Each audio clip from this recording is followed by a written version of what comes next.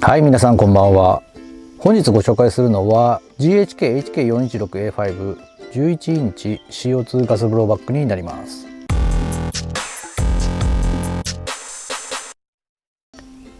私は HK 好きなのは随分前から言っています。特にですね HK416 については、一番好きなライフルだと思うんですね。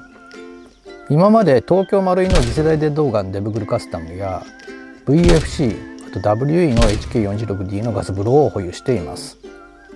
HK416A5 については以前ワトさんからお借りした RAL8000 タイプをレビューしております。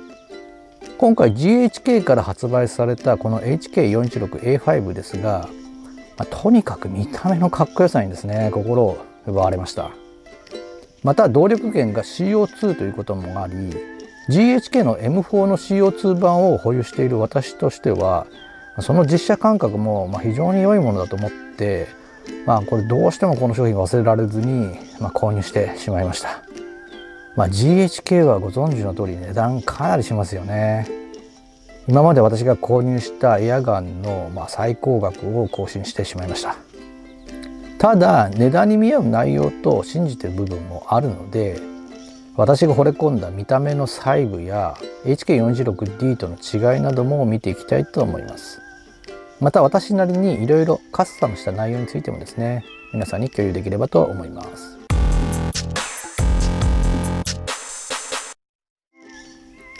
手にした印象ですけれども、まずは 11.5 インチモデルなので非常にコンパクトに感じました。だからかもしれないですが結構ずっしり重みも感じたですね。スチールパーツを多用しているようで重量は約 3.2 キロあるそうです。VFC のより少し重く感じましたね。またハンドガードが非常に細くなりましたね。これは HK416D と比較してもかなりの違いだと思います。購入時点ではですねフロントリアサイドともにないのが印象的です。あと正式ライセンス取得の各刻印も非常にいいですね。特に後でお見せしますがハンドガード右のですね HK 刻印、こちらがですね非常に印象的です。それでは各部見ていきたいと思います。フラッシュハイダーはバード K1 タイプですね。こちらはスチール製になります。ガスレギュレーターですね。こちらは2段階式ですね。こちらは実銃上サプレッサー運用に対応する形式だそうです。ハンドガードはアルミ削り出しの HK スリムライン形状のハンドガードになります。従来の4面レールの太めなハンドガードから幅が 41mm と細めで軽量になって非常に扱いやすい形状に変わりました。この HK スリムラインハンドガードはこの M ロックのスロットルとですね、あとこちらのロックレバー、これを備えた形状でドイツ軍に納入された最新の G95A1 と同様とのことです。こちらにですね M ロックの刻印もありますね。このロックレバーを外せばハンドガードは簡単に外せます。ただこのレバーとても手で外せないですね。ちょっと今外してみますね。はい、外せました。そうするとですね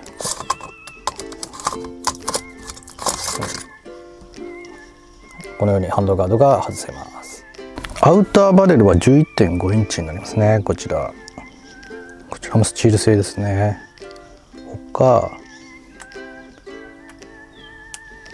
ガスチューブ、あとですねバレルナット、こちらもスチール製ですね。あとカスタムとしてですねハンドガード上部にですね D-BAL-A2 のダミーをこちらですね装着しています。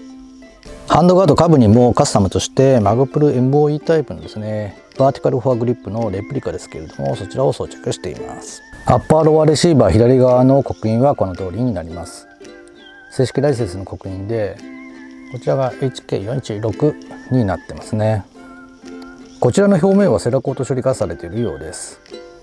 A5 の特徴としてマガジンハウジングの角度が斜めになっていますね。トリガーは金属製です。こちらもですねスチール製になります。トリガーガードですけれどもこの下側が丸みの帯びたですねワイドトリガーガードになってますね。マガジンキャッチと、あとボルトリリース、こちらは左右にあるアンビ仕様になります。ともに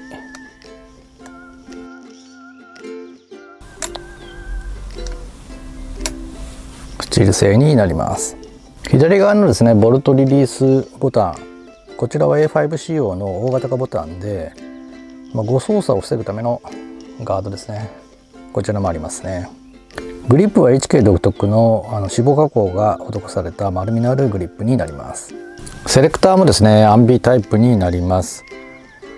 従来の HK416D ではですねコッキングしないとセーフティーに入らなかったんですけれども、この A5 仕様なのでコッキングしてなくてもですねこの通りセーフティーに入ります。バッファーリングにはですねスリングシーベルがあります。こちらもですねスチール製になります。ストックはスリムラインの新 A5 仕様ですね。こちらに HK の刻印もあります。チャージングハンドルもこれ左側が大型化されているタイプですね。こちらも A5 特徴だと思います。アッパーレシーバー上部にカスタムとしてですね、まずユニティタイプのですねマウントベースを装着しています。その上にホーリーウォーリアーのホログラフドットサイトを載せています。このユニティタイプのマウントベースなんですけれども、思ったより光沢感が強かったので艶消しをしました。ドットサイトは以前に動画でご紹介したドットサイトで、名称は HWOSZ1HUD になります。その動画でも言っていますが、このドットサイトのヘッドアップディスプレイが非常にかっこいいです。前方に D バルがあるので、今回マウントベースで高さを上げました。実際この方がドットサイトも見やすいと思います。またフロントの D バルにですねリーフサイトがあるので、カスタムとして VFC のフリップアップリアサイト、こちらですねもう載せています。ただこのリアサイト意外と高さがなかったので、ちょっと今はもう飾りみたいになっています。右側の刻印はこの通りです。ボルトフォワードアシスト、こちらもですねスチール製になります。ホップ調整はこの画面にも出していますけれども、専用器具でこの通り調整をするようです。ハンドガード右側にスリムライン形状特徴のですね HK の大型刻印があります。こちら非常にいいですよね。右側ハンドガードにカスタムとしてユニティタイプのですねライトアダプターと、あとモッドボタンタイプのこちらリモートスイッチをつけています。あとちょっとコードが余るので、ここにですねエルゴタイプのコードガイド付きのラバーカバーをつけてコードを押さえています。このアダプター上にですねこちらシェアファイヤーの M600B フラッシュライトのリプリカですけれども装着しています。マガジンの相談数は30発になります。新型 HK のジェネレーション 3PM スタイルとのことです。こちら値段1万円以上します。PM はプラスチックマガジンの略だと思います。このマガジンはジャパンプレミアムバージョン仕様で、外観が非常にいいと思いますね。ちなみにこちら CO2 マガジンになります。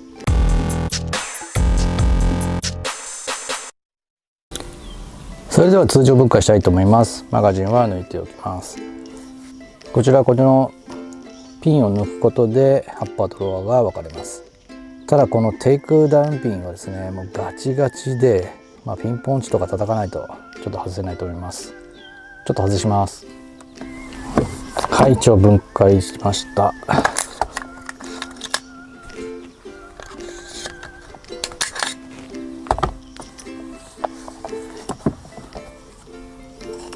はい、こちらがチャージングハンドルですね。こちらがボルトになります。こ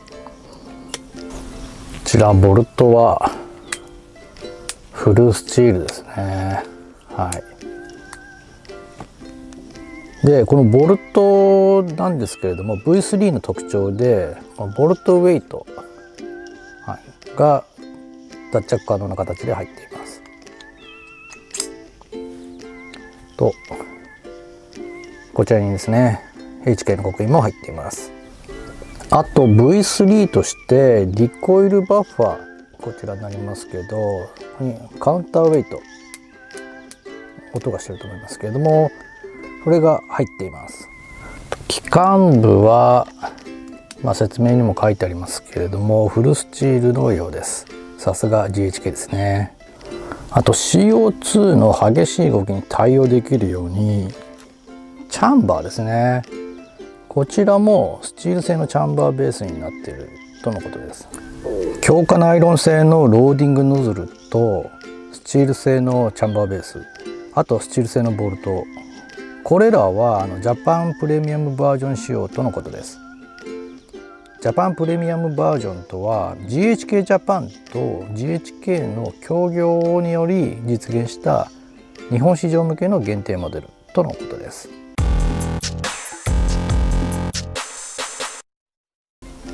全体の感想になりますけれども、まずは見た目がやっぱり非常にかっこいいの一言ですね。従来の A5 に比べてハンドガードやマガジンの形状が非常に洗練された感がありますね。なんといってもハンドガードの HK 刻印とロックレバーにより、取り外しが容易になったこのハンドガードですね、これが特筆する点ですかね。ハンドガードの軽量化と細身になったことで操作性も非常に良くなったと思いますね。また剛性も現状は非常にいいと思います。ただ私のですね M4、 こちらがアッパーとロワーレシーバーの間に少し型つきが出たので、今後少し見守ってみたいと思います。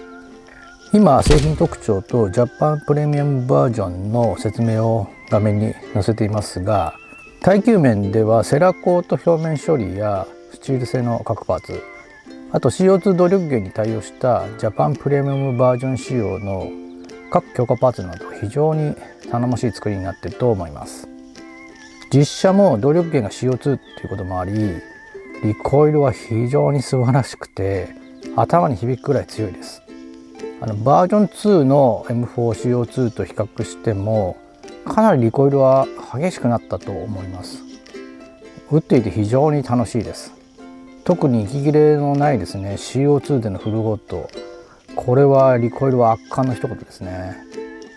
ただ燃費は CO21 本で2マガジンがやっと打てるくらいですかね。CO2 の仲間としてもあまり良い方ではないんじゃないかなというふうに思います。命中精度も当たり前かもしれませんけど、近距離では思ったところには当たります。ただリコイルが結構すごいので制御するのはかなり難しいと思いますね。初速は今冬場だからかもしれませんが 70m 台と少し低めかなとも思います。あえて難点を言えば値段でしょうかね。ただ先ほど挙げた特徴からすれば致し方ないとも思います。ちょっと余談ですけれども、2025年11月の東京マルイフェスティバルで発表された最新電動ガンのエボルトシリーズ、この価格もかなり強気な金額でしたよね。もう最近のエアガンは非常に手が出にくくなっていきますね。軍隊仕様が好きな私は今回 VFC の L403A1、 こちらと非常に購入を迷いました。ですが見た目のかっこよさと CO2 の打ち味や動力源に対応したジャパンプレミアムバージョン仕様、これもあったのと、最終的には HK 好きという根底部分もあってこの GHK-HK416A5 を選びました。値段は何度も言って申し訳ないですけど非常に高いですが、見た目も良しで、あとものすごいリコイルの実車などかなり満足度の高い魅力あるエアガンだと思います。購入を迷われている方は大切な一生ものの一丁としてですね、購入を検討してみてはいかがでしょうか。それではこの後自写真もお送りしますので、よろしければそちらもご覧ください。